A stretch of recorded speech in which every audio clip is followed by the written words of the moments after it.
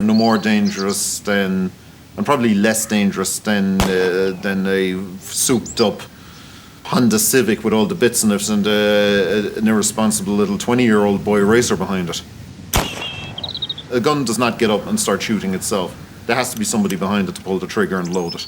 It does come to a point, I believe, in this life where you're going to everybody has to realise, and in this life, is that one, the policeman is not going to be on the corner. Milk does not come from a carton. And three, that everybody should have to run once for their life. And that in the end, that you really are responsible for your own well-being and self-defence. There is the chance that I could walk into a trap. There is always that possibility, but I try to minimise that all the time. I'm not a Superman by any standards, but at the end of the day, it's the job I've taken. So whatever apprehension I have to put it behind me and move forward.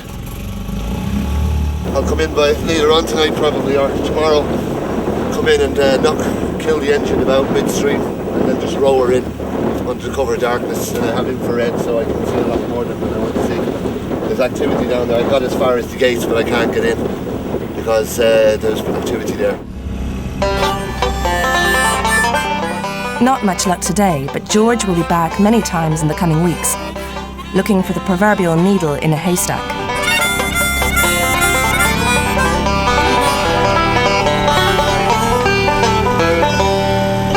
Getting pretty bad now. I'm always chasing rain. George and Sean share a common bond in their German ancestry. My father was German, and he served in the Second World War. During the process of the war, my father was taken as POW into England. He met my mother. Now, my mother was Orion, and she came from Limerick. It was a war romance, and they got married. Then my father, he wasn't so comfortable by staying in England because of the attitude towards the Germans during that period of time.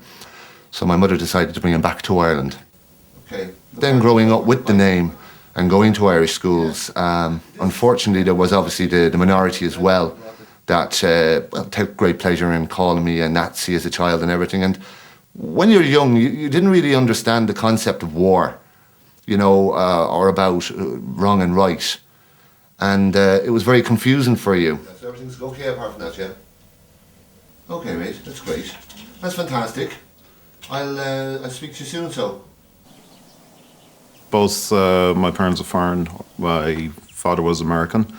My mother was German, born in Limerick myself. I was probably the only kid of 5 years of age who went to primary school who could speak fluent German. But on the other hand, it had quite a negative influence in the fact that you were one of the strangers. You weren't born here, you weren't natural, and having German, and back in the 70s, we still had this thing with the war. You branded like a little Nazi and being treated still as like you were some unpleasant character with a coal scuttle helmet out of Warlord or Action. George is reviewing a recently completed case. His client suspected that her husband was having an affair. So far, so routine for the average investigator.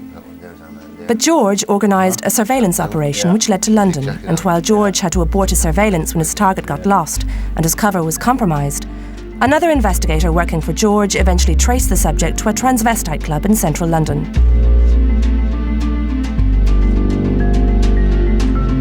The errant husband in the end turned out to be a harmless cross-dresser. What's that? Yeah, I could imagine. His lovely frilly dress. I'd love to know how you explain that one if you're stopped at customs. Here's a big brawny bloke and you've got all this nice sexy lingerie. Careful what you say there now, because that's still ongoing, this one. Oh, is it? Yeah, it hasn't finished yet. Okay. Limerick, home of feuds and factions. A young man from George's old neighbourhood in nearby Shannon has been seriously threatened and beaten by a long-running adversary, recently released from Limerick prison. As a favour, George and Sean install a phone tapping system and a security camera in a safe house. George has already supplied his young friend with a bulletproof jacket. This is the hard edge of crime in Limerick, and the threat of violence feels palpable.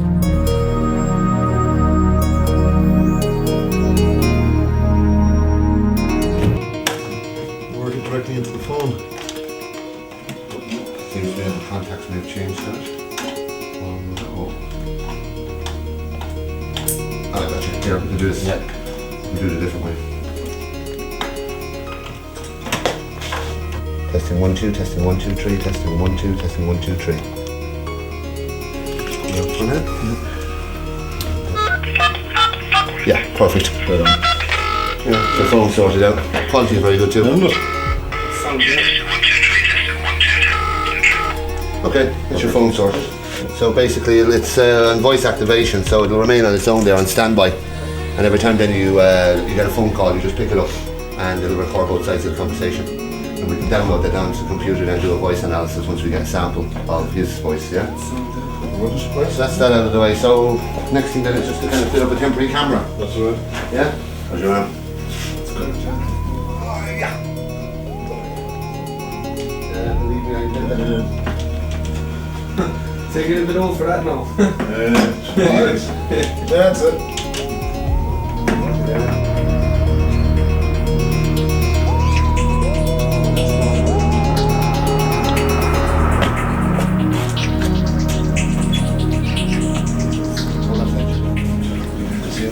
It's kind of like, to see their faces, that's all I want, you know? That all Oh, right. yeah, this is definitely. Which is on remote, which means that basically anything that moves outside it switches it on automatically and records everything. That's it then. She's ready to rock and roll. No, never take a tread lightly. Never take a tread lightly. Alright. We'll speak to you soon, okay? Yeah, so. Yeah. Alright, we'll see you. Well, we'll lock the door behind you. Yeah.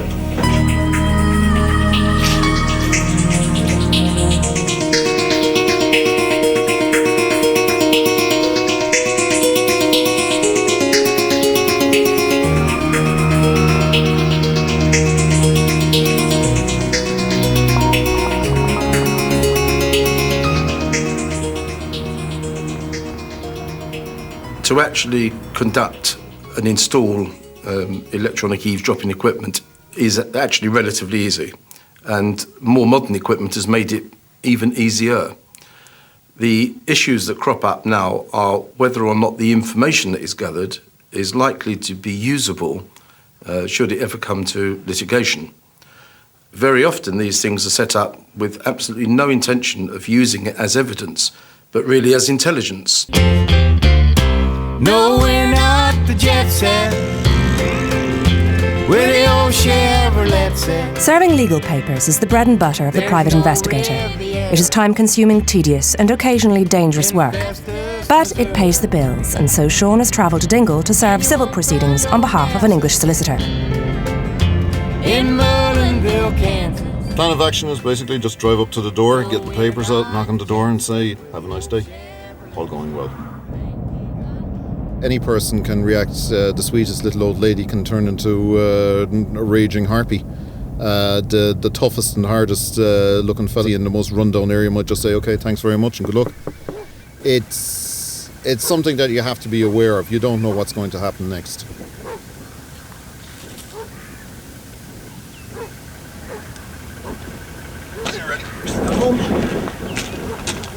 See if we can see her on the street. If not, she's obviously working or is out of here for the day or so, so we'll just have to try and get her back here around 5 o'clock, 5:30. She must be around somewhere. That's, you see, always the thing about places like this. People mightn't be in, they might be out.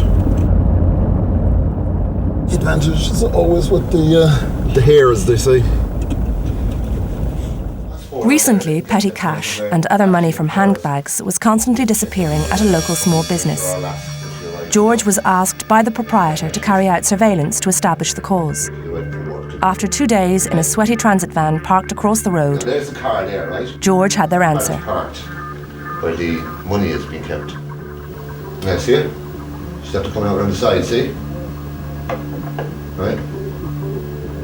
Now what she's doing here is making sure that there's nobody around. She's already taken the car keys at this stage inside in the building. So she's a bit apprehensive. Nobody wants to get caught, do they? She's looking in the window.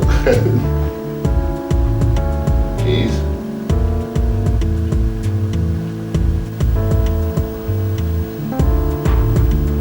There she goes for it. Opens the door. Now, she's smart. She Well, he unlocks it.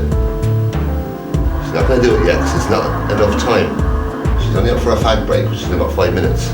So let's not do it all together. Too many chances there getting caught, you know. So she goes back in. And she comes back out again, see? A little while longer. Now she's out. The door now is unlocked. So now she's free rein now. There we are. And away she goes. Helps herself. When she went back in, we had a room set up inside with a video and TV. She broke down then. She admitted everything. She felt really bad. And it was a hardship story why she had done it. And it was sad, really, why she had done it. She wasn't a bad person. But nonetheless, she was dismissed immediately. But there was no criminal prosecution taken against her on it. Most businesses don't really want to go that way.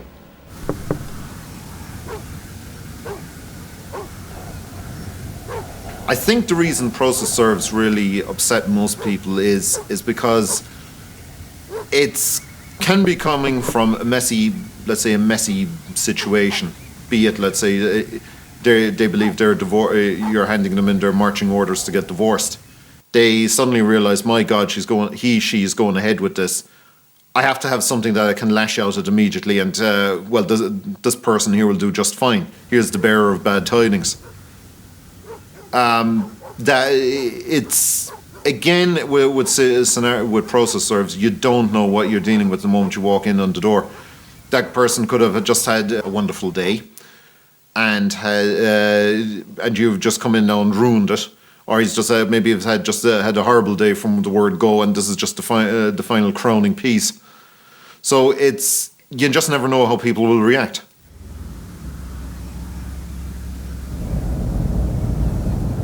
Well, as usual, she'd always go and knock on the neighbour's door.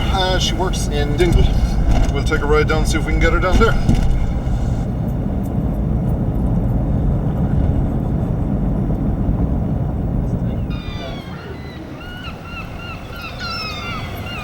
Okay, that's it, guys. She's taking the day off, so she could be anywhere. So, the only thing to do is just basically sit and wait. You want to have a hell of a wonderful sense of humour, and secondly, the patience that will put job to shame.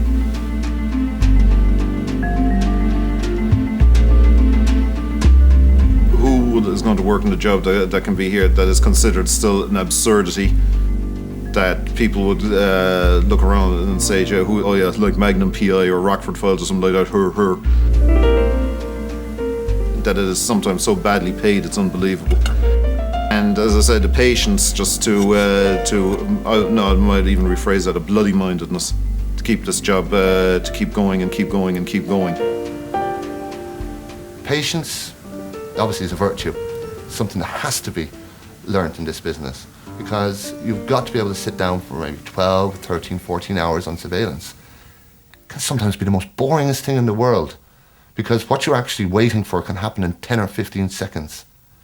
And it's that 10 and 15 seconds that if you miss because you decide to read a book, because you decide to have a quick snooze, that's what you're going to lose out on. The following week on his return to Kerry, Sean found his mark.